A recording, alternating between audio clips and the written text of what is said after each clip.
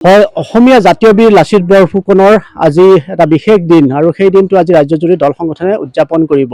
আৰু আজি লাচিত দিৱস আৰু লাচিত দিৱস উপলক্ষে ৰাজ্যৰ বিভিন্ন প্ৰান্তত আচলতে দল সংগঠনে লাচিত দিৱস উদযাপন কৰিছে, চৰকাৰ প্ৰশাসনে উদযাপন কৰিছে। কিন্তু আজিৰ এই দিনটোত এটা অতি দুৰ্ভাগ্যৰ খবৰ দিবলৈ ওলাইছোঁ যে শৰাইঘাট টনৰ চানেকি বহন কৰা এই মোমাই কটাগড় এতিয়া ক'ত? চৰকাৰ প্ৰশাসনে খবৰ ৰাখিছেনে? ক'ত আছে মোমাই কটাগড়ৰ কিবা অৱশিষ্ট আছেনে বাৰু? কিন্তু এই কথা এতিয়া নিমাত চৰকাৰ প্ৰশাসন দল সংগঠন আৰু মোমাই কটাগড়ৰ সেই সাক্ষী বহন কৰা আচলতে মোমাই কটাগড়টো এতিয়াও আছে আমিনগাঁও মৰিয়াৱতীৰ কিছু অৱশিষ্ট অংশ। কিন্তু এই অংশটো এতিয়া বেদখলকাৰীৰ কবলত আৰু চৰকাৰীভাৱে কিছু লোকক সংস্থাপিত কৰা হৈছে মোমাই কটাগড়ৰ ওপৰত। জাতিটোৰ কাৰণে অতি দুৰ্ভাগ্যৰ কথা।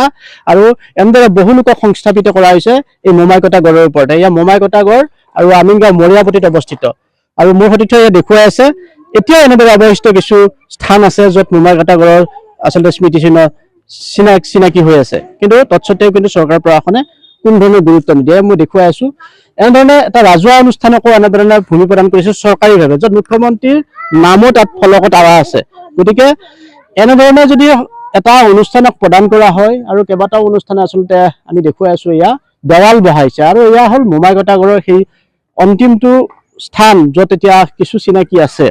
আৰু পুনৰবাৰ দেখুৱাম চৰকাৰীভাৱে সংস্থাপিত কৰা হৈছে, ইয়াতে বহুৱা হৈছে বহু লোকক। আৰু এনেদৰে মোমাই কটাগড় নিশ্চিহ্ন কৰি আচলতে লাচিত দিৱস উদযাপনৰ কিবা তাৎপৰ্য থাকিবনে, কিবা গুৰুত্ব থাকিবনে? আৰু এনেদৰে আচলতে অসমীয়া জাতিৰ শৌৰ্যবীৰ্যৰ প্ৰতীক সেই শৰাইঘাটৰ ৰণ আৰু শৰাইঘাটৰ ৰণৰ সেনাপতি লাচিত বৰফুকনক আচলতে চৰকাৰীভাৱে আচলতে সন্মান জনোৱা হৈছে নে আচলতে অৱমাননা কৰা হৈছে সেই বীৰজনাক? আৰু সেই বীৰজনাৰ শৌৰ্যবীৰ্যৰ প্ৰতীক চানেকি বহু আছে আগিয়াঠুৰি অথবা উত্তৰ গুৱাহাটীৰ পাৰ্শ্বৱৰ্তী অঞ্চলসমূহত। আৰু এয়া হৈছে মোমাই কটাগড় আৰু এই মোমাই কটাগড় ব্ৰহ্মপুত্ৰ নিচেই পাৰত আৰু উত্তৰ দক্ষিণ মুৱা হৈ এনেদৰে আছে কিছু অংশ। আৰু এই অঞ্চলসমূহত চৰকাৰীভাৱে সংস্থাপিত কৰা হৈছে বহু লোকক। আৰু যি কথা আমি ইয়াৰ পূৰ্বেও প্ৰতিবেদন দেখুৱাইছিলোঁ। আৰু এনেধৰণে এতিয়া লাচিত দিৱস উদযাপনত ধুম উঠিছে ৰাজ্যত, দল সংগঠন সকলো নিমাত। মোমাই কটাগড়ৰ কথা সুধিলে সকলোৱে আচলতে প্ৰসংগৰ পৰা আঁতৰি আহে। আৰু মোমাই কটাগড় কিয় আচলতে মোমাই কটাগড় ৰক্ষণাবেক্ষণ দিব নোৱাৰে চৰকাৰ প্ৰশাসনে, দল সংগঠনে কিয় আগবাঢ়ি নাহে, এই কথা সকলোৰে এতিয়া প্ৰশ্নৰ বিষয় হৈ পৰিছে। পুনৰবাৰ মই দেখুৱাবলৈ অনুৰোধ জনাম এয়া আমিনগাঁও মৰিয়াৱতী অঞ্চল আৰু ইয়াত আছে IITৰ সমীপতে, গুৱাহাটী IITৰ সমীপতে কিছু অৱশিষ্ট অঞ্চল। আমি কিছু আগলৈ যাই দেখুৱাম এনেধৰণে কিছু অৱশিষ্ট আছে।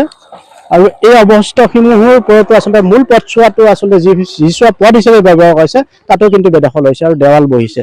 গতিকে এনেদৰে যদি জাতীয় বীৰ এজনক অৱমাননা কৰা হয়, জাতীয় বীৰজনৰ স্মৃতি বিজড়িত স্থানসমূহ যদি এনেদৰে কাৰোবাক গতাই দিয়া হয়, তেতিয়াহ'লে জাতিটোৰ বাবে ইয়াতকৈ আৰু কিবা দুৰ্ভাগ্যৰ কথা থাকিব পাৰেনে? এই মুহূৰ্তত সকলোৰে মনত এই প্ৰশ্নই উদয় হৈছে।